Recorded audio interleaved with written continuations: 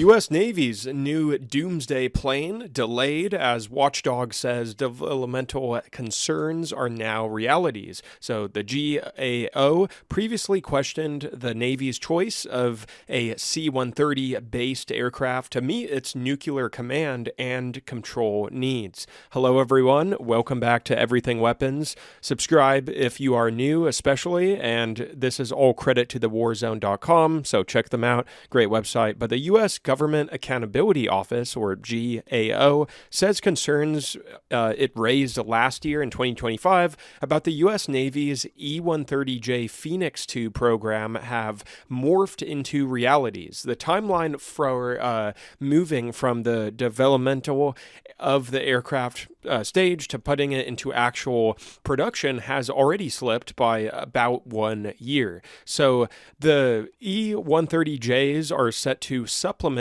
aging E-6B Mercury jets in support of the Take Charge and Move Out mission. This involves providing aerial command and control support for nuclear ballistic missile submarines, including the ability to send them orders to launch strikes while they are fully submerged underneath the water and ocean. Platforms tasked with nuclear support missions like the Take Charge and Move Out mission are commonly Doomsday planes. So the GAO have provided a new update on the E-130J effort in its latest annual assessment of multiple high-profile U.S. military procurement programs. The Congressional Watchdog released this report earlier today. In last year's iteration of this report, GAO explicitly called into question the choice of C-130J-30 Hercules aircraft, which is a 4-engine turboprop transport plane, as the basis for the E-130J, warning that it might not meet operational availability requirements. The existing 16 E-6B aircrafts are based on the larger jet engine Boeing 707 airliner, which is now long out of production. It is important to note that the Mercury fleet also supports a U.S. Air Force nuclear mission set called the Airborne Command Post, and more commonly known by its nickname Looking Glass. In that role, the planes provide aerial command and control support to nuclear-capable bombers and silo-based Minuteman III intercontinental ballistic missiles. They are equipped to initiate the launch of Minuteman IIIs while in flight. The forthcoming Phoenix IIs will only be tasked with the TACOMO mission, something that we'll talk about later. So as we reported in last year's assessment, the Navy awarded its contract despite significant technical risks it acknowledged the E-130J program faced. A September 2024 independent technical risk assessment highlighted the complexity associated with the program's planned integration effort, which officials acknowledged could increase as they integrate additional technologies, per GAO's latest assessment. So since our 2024 report, the program has delayed its low-rate production decision by approximately a year as these system integration risks have morphed into realities. For example, program officials said that contractors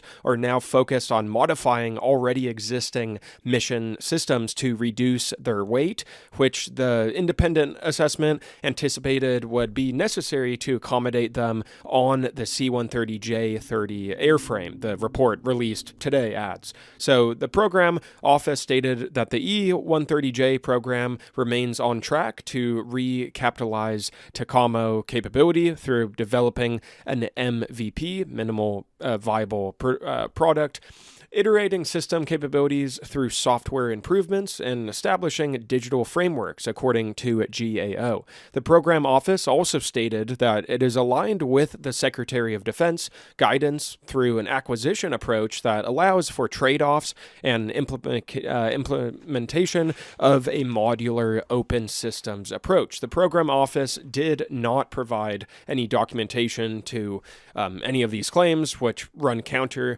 to the Warzone's analyses of the E-130J program. documentation. In its annual assessment last year in 2025, GOA said the Navy acknowledges technical risk, but also that the service has highlighted risk reduction contracts with subcontractors to address the size, weight, and power cooling risks. So the U.S. Navy's fiscal year 2027 next year budget request provides some additional context about the suite of systems the E-130J will need to perform the TACOMO mission, and a dedicated communications platform. TACOMO aircraft features the ability to communicate on virtually every radio frequency band, from very low frequency up through advanced extremely high frequency, using a variety of modulations, encryptions, and networks, maximizing the likelihood of an emergency message is received by U.S. strategic forces, per the Navy's budget documents. Included in these efforts are government and contractor systems integration laboratories, contractor system test integration laboratory, government furnished property like National Security Agency approved encryption devices, ultra high frequency modems, high frequency and the advanced extremely high frequency solutions, top secret network development, and building required infrastructure includes power generation systems, cooling, flight deck, electric magnetic pulse EMP hardening, cyber hardening, and structural modifications to support integration of E-130J mission system equipment. A particularly notable and critical capability found on the existing E-6Bs is the ability to extend a 5-mile-long antenna to communicate with submerged submarines underwater. The E-130J will have a very similar, if not identical, antenna system to support the TACOMO mission.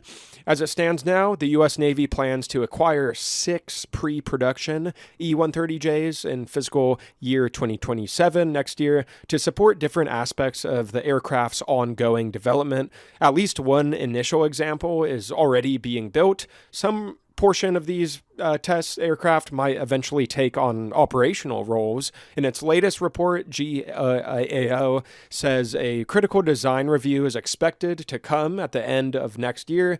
With the delay, the decision then moves into low-rate initial production, now projected to occur in April of 2029, pretty ahead. The initial law is expected to be between 3 and 6 aircraft, but the total expected size of the E-130J fleet is completely unknown and unclear right now.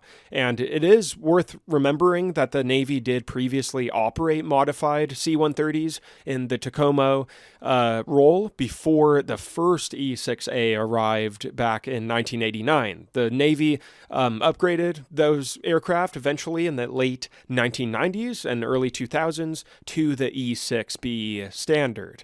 So, yeah, just a little bit of news. The issue increasingly looming now, though, is the age of the existing E-6Bs, which are becoming increasingly more challenging to operate and sustain. So the Mercury fleet represents some of the very last 707s ever built before Boeing shuttered that line for good back in 1991. The Navy's plans to phase out the E-6Bs and the E-130Js arrive to help avoid any capacity gaps, which means the Mercury fleet will have to soldier on until that happens. But last year, in 2025, the U.S. Navy confirmed it had scrapped plans to convert an Royal Air Force E-3D Sentry Airborne Early Warning and Control aircraft, another Boeing 707-based type, into a dedicated TE-6B crew trainer. And the TE-6B was explicitly intended to help relieve strain on operational E-6Bs. The Navy is now utilizing a contractor-owned but government-operated Boeing 737 NG airliner to help meet pilot training demands. And the current plan is also for the E-130J to only perform the TACOMO mission. And the Air Force is now in the very early stages of a separate effort to acquire what is currently calling Looking Glass Next to take over that mission from the E-6B fleet. So part of that solution may entail integrating ABNCBP specific capabilities onto its future Boeing 747-based E-4C survivable aircraft, airborne operations center jets. And the E-4Cs are set to replace the services for E-4B Night Watch aircraft. The existing E-4Bs already have a Doomsday plane role, but do not have the exact same mix of capabilities as the E-6B. The Night Watch jets notably lack the ability to order launches of Minuteman III IBCMs while in flight. For the Air Force, the LGN program is tied to larger nuclear command and control modernization plans, which might see more of these functions move to space-based assets as well. All of this is heavily intertwined with the ongoing development of the new LGM-35A Sentinel ICBM. Sentinel suffered huge setbacks, delays, and cost overruns, but primarily with the infrastructure side of the program, not the missile. So when it comes to the Navy's Tacoma modernization plans, challenges in integrating the necessary capabilities onto the C-130J-30 platform have now set back these efforts at least by 1 year, approaching 2027.